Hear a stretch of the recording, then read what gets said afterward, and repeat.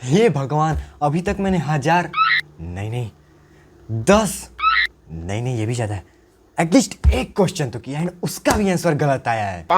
भगवान जी, आखिरी क्वेश्चन करने जा रहा हूँ, प्लीज इसका आंसर सही ला देना। मैं आपको 1 किलो लड्डू चढ़ाऊंगा, प्लीज।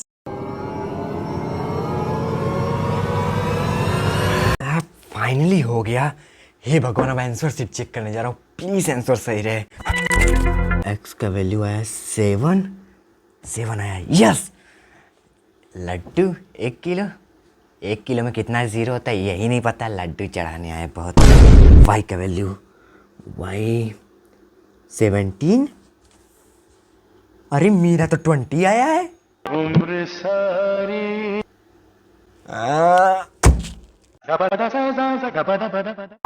तो अगर आपके साथ भी ऐसा होता है, आपको भी मैथ्स में प्रॉब्लम्स होते हैं, तो ये वीडियो है सिर्फ आपके लिए।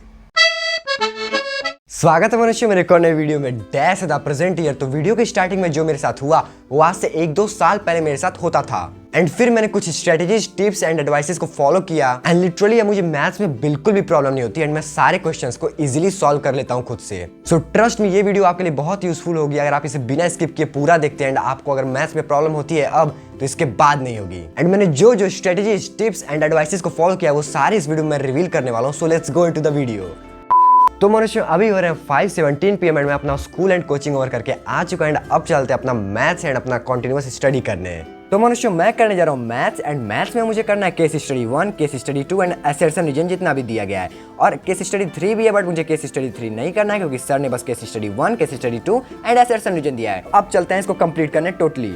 So I sat down to my study table to solve my maths question, and first of all thanks for clicking and watching this video, and I promise you that after watching this video you will feel motivated and energetic. So now let's come to the point. So बहुत से भाइयों और बहनों का comment आया था कि भाई मैथ्स में प्रॉब्लम होती है, क्वेश्चन नहीं सॉल्व कर पाते एंड कॉन्सेप्ट्स याद नहीं रख पाते and best reference books and etcetera things. So firstly I will talk about how to master maths. सो अगर आपको ये लगता है कि मैथ्स आपको ही सिर्फ डिफिकल्ट लगता है, बाकी स्टूडेंट्स इजीली सॉल्व कर लेते हैं, तो ऐसा नहीं है। हर स्टूडेंट को मैथ्स में प्रॉब्लम होती है कहीं ना कहीं एंड ऑल्सो मुझे भी मैथ्स बिल्कुल नहीं आता था एंड इसकी वजह से मेरे क्लासमेट्स ने मेरा बहुत मजाक उड़ाया है एंड ऑल्सो सर जैसे ही क्वेश्चंस देते थे तो मेरे क्लासमेट्स 1 मिनट के अंदर ही सॉल्व कर लेते थे, बट मैं तब तक क्वेश्चन ही समझता रह जाता था। बट फिर एक दिन मैंने ठान लिया कि बस अब मुझे मैथ्स को मास्टर करना ही है। तो यहाँ तक थी मेरी लाइफ की बात एंड अब बात करते हैं क्या क्या स्ट्रेटेजीज, टिप्स एंड एडवाइसेस मैंने फॉलो किए हैं। सो कॉन्सेप्ट समझने पर फोकस करो, रटने पर नहीं। मैथ्स थ्योरी का सब्जेक्ट नहीं है, ये लॉजिक का गेम है। जब तक समझोगे नहीं तब तक सॉल्व करना मुश्किल रहेगा। हर फॉर्मूला के पीछे का लॉजिक समझो, यूट्यूब पे वीडियोस देख सकते हो या तो टीचर से क्यों ऐसा होता है पूछना शुरू करो एंड सारे फॉर्मूलाज को याद करना थोड़ा मुश्किल है, बट अगर आप उनके प्रूफ के साथ उनको याद करोगे तो वो कभी आपको भूलेगा नहीं। डेली थोड़ा ही मैथ सॉल्व करो पर कंसिस्टेंटली करो। एक दिन में 5 चैप्टर नहीं लेकिन 30 मिनट्स डेली करो तो ज्यादा इंप्रूवमेंट आएगा। मैथ्स एक स्किल है और स्किल प्रैक्टिस से ही डेवलप होती है। क्वेश्चंस खुद से पूछो, मैं कैसे सोचूं, मुझे क्या यहाँ पे लगाना चाहिए एंड क्या क्या मुझे करना चाहिए आगे वाले स्टेप्स में। जब क्वेश्चन दिखे तो पहले सोचो कि आगे का स्टेप क्या हो सकता है। हर क्वेश्चन का एक अपना पैटर्न होता है और अगर आपको एक बार पैटर्न समझ आ गया तो नेक्स्ट क्वेश्चन ईजी लगेगा आपके लिए। एंड ऑल्सो बहुत से स्टूडेंट्स अपनी मिस्टेक्स को इंप्रूव नहीं करते हैं। आप अपनी मिस्टेक से सीखो जैसे आयरन मैन सीखता है। सो जैसे ही आपको अपनी गलती दिखे कि आपका कौन सा कॉन्सेप्ट वीक है तो सबसे पहले आप उस कॉन्सेप्ट को स्ट्रॉन्ग बनाओ, वरना आगे चल के आपको बहुत ज्यादा प्रॉब्लम हो सकती है। हर एक गलती को मार्क करो और दोबारा सॉल्व करो एंड विजुअल लर्निंग का यूज करो जैसे कि diagrams, colours, mind maps. Algebra या ज्योमेट्री में डायग्राम्स और कलर्स का यूज करो। जब दिमाग विजुअलाइज करता है तो कॉन्सेप्ट लंबा याद रहता है एंड ऑल्सो जहाँ पे आप पढ़ते हो वहाँ पे स्टिकी नोट्स पे फॉर्मुलास लिख के आप पेस्ट कर सकते हो दीवार या फिर कहीं पे भी एंड लिटरली बहुत ज्यादा यूजफुल रहेगा क्योंकि आप जब भी पढ़ने बैठोगे तो आपको फॉर्मुलास दिखेंगे एंड आपको अपने आप से रिवाइज हो जाएगा। तो फाइनली मैंने अपना केस स्टडी 1 पूरा कंप्लीट कर लिया एंड इसमें थे 3 क्वेश्चन एंड तीसरे वाले क्वेश्चंस के ए बी पार्ट्स थे। उसके बाद आता है केस स्टडी 2 जिसमें कि 3 क्वेश्चंस थे एंड फाइनली आता है असर्शन रीजन जिसमें कि थे 5 क्वेश्चन जो कि मैंने सारे कर लिए एंड फाइनली मेरा स्कूल का होमवर्क कंप्लीट हो गया।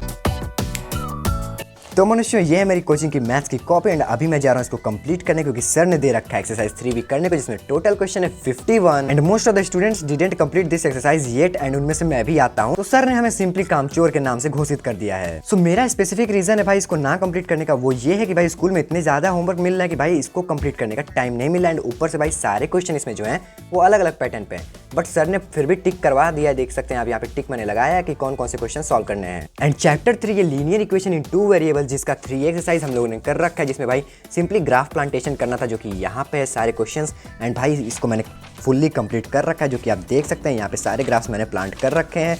बट अब मुझे करना है 3B एक्सरसाइज, तो लेट्स गो फॉर इट। तो एक भाई ने कमेंट किया कि भाई मैं एसएससी बोर्ड का हूँ, तो क्या तुम्हारी टिप्स मेरे लिए यूजफुल हैं? तो भाई बहुत से स्टूडेंट्स को शायद ये कंफ्यूजन होगा, बट मैं आपको ये बता दूं, boards doesn't matter for studies and tips. And एक भाई ने पूछा है कि आरडी शर्मा को 2 to 3 मंथ्स में कैसे खत्म करें। तो भाई आरडी शर्मा में नंबर ऑफ क्वेश्चंस बहुत ज्यादा होते हैं, बट अगर आप अच्छे से कंसिस्टेंसी मेंटेन कर पाए तो आपके ऊपर है कि आप उसको कितने टाइम में कंप्लीट कर लेते हैं। एंड बहुत से कमेंट आ रहे थे कि भैया होमवर्क इतना ज्यादा रहता है कि सेल्फ स्टडी नहीं कर पाते हैं। तो आप जैसे ही स्कूल एंड कोचिंग ओवर करके आओ तो 1 आवर का रेस्ट लो, and then don't do procrastination, just complete your homework. Then after completing you take some rest और do dinner. Then after dinner you should study at least 1 to 2 hours with full concentration. तो मनुष्य अभी हो रहे हैं 8:24 PM and मैंने finally 3B exercise complete कर लिया है, बट मैंने 51 क्वेश्चन को छोड़ दिया क्योंकि इसमें थोड़ा मुझे डाउट है, तो इसको मैं सर से पूछूंगा फिर उसको करूंगा। तो अभी मैं जा रहा हूँ डिनर करने, so let's go for it. और डिनर करने के बाद आके फिर से पढ़ाई करते हैं।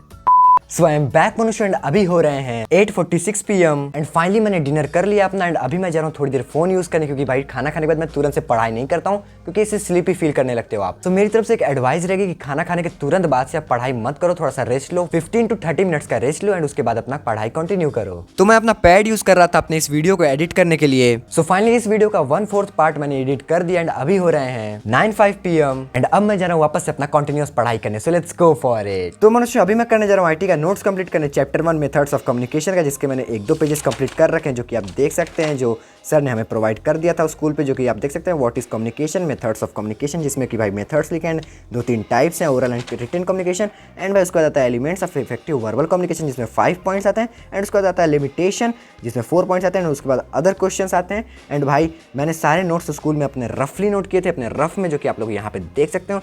So Manushu, keep the lines in your mind which I am going to say, and the lines are, आप जिस पे ज्यादा फोकस और टाइम दोगे उसको आप मास्टर कर लोगे। एंड मैंने मैथ्स को 4 मंथ्स तक कंसिस्टेंटली सॉल्व किया और कॉन्सेप्ट समझा, तब जाके अब मैं मैथ्स में सारे क्वेश्चंस को सॉल्व कर लेता हूँ। एंड आपको भी सेम करना है, आप जितना ही टाइम दोगे मैथ्स को उतना ही आप इंप्रूव करोगे। But while improving maths don't forget other subjects, because मैंने यही गलती कर दी थी। उस टाइम मैंने मैथ्स पे ज्यादा फोकस किया एंड साइंस पे कम। एंड पहले ऐसा था कि साइंस के फाइनल एग्जाम्स के टाइम भी पढ़ के नहीं जाता था, तो भी मैं सबसे ज्यादा उसी में स्कोर करता था। बट 9th क्लास में मेरा साइंस थोड़ा वीक हो गया था क्योंकि मैंने उस टाइम मैथ्स पे बहुत ज्यादा फोकस कर दिया था। But now I am improving it, so don't do this mistake. So now मैं आपको बताता हूँ मैथ्स के क्वेश्चंस को सॉल्व करने का सही तरीका। तो सबसे पहले आप फुली फोकस होकर क्वेश्चंस को पढ़ो और समझो, एंड जो जो क्वेश्चंस में गिवन है like terms, values and etcetera, उसको पहले लिख लो सॉल्यूशन में। And this is the best way to solve any question of maths and physics, because अगर आप पहले ही गिवन लिख देंगे तो आपको ज्यादा सोचना नहीं पड़ेगा। जैसे ही आप देखेंगे कि क्या क्या गिवन, ऑटोमेटिकली आपको समझ आ जाएगा कि आपको इस क्वेश्चन में क्या करना है। But the most important thing is that कि आपको फॉर्मूला याद होना ही चाहिए, बिकॉज अगर आपको फॉर्मूला नहीं याद होगा तो क्वेश्चन आप समझते हुए भी नहीं सॉल्व कर पाएंगे। एंड बी कंसिस्टेंट, आप एक दिन में 5 क्वेश्चन ही सॉल्व करो, बट डू इट। एंड धीरे धीरे आप क्वेश्चन के अमाउंट को इंक्रीज कर दो। एंड बहुत से स्टूडेंट्स मैथ्स के एक्सरसाइज सॉल्व करते वक्त डायरेक्ट एक्सरसाइज के क्वेश्चंस देखते हैं, बट ये सबसे बड़ी गलती होती है। आपको सबसे पहले एग्जांपल्स देखने हैं, क्योंकि एग्जांपल्स में बहुत अच्छे से समझाया रहता है कि कौन सा क्वेश्चन कैसे सॉल्व होगा। एंड ऑल्सो बहुत से स्टूडेंट्स ऑनलाइन सर्च करके सॉल्यूशन कॉपी कर लेते हैं, but this is the wrong way to do maths. And मैं भी ऑनलाइन क्वेश्चन सर्च करता हूं, बट उसका सॉल्यूशन समझ के खुद से सॉल्व करता हूं क्वेश्चन को।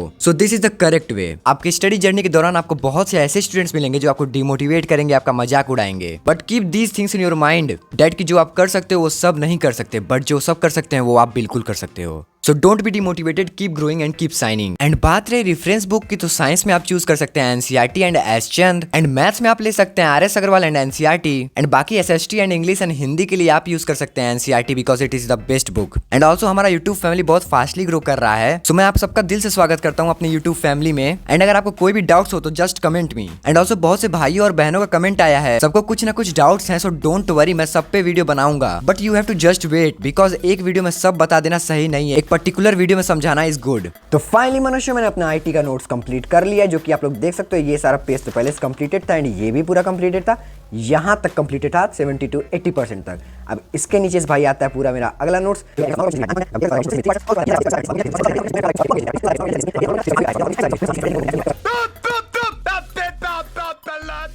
तो मनुष्य मैंने जितने भी आपको स्ट्रेटजीज, टिप्स एंड एडवाइसेस बताएं, अगर आप उनको कंसिस्टेंटली फॉलो करोगे तो आपको मैथ्स मास्टर करने में ज़्यादा टाइम नहीं लगेगा। बट आप शुरू में थोड़ी बहुत प्रॉब्लम्स फेस करोगे, जैसे कि कंसिस्टेंसी ना मेंटेन रख पाना, मैथ्स के क्वेश्चन ना आ पाना, एंड ऑल्सो भाई फ्रस्ट्रेट होकर मैथ्स के पेजेस फाड़ देना जो भी आप सॉल्व कर रहे थे।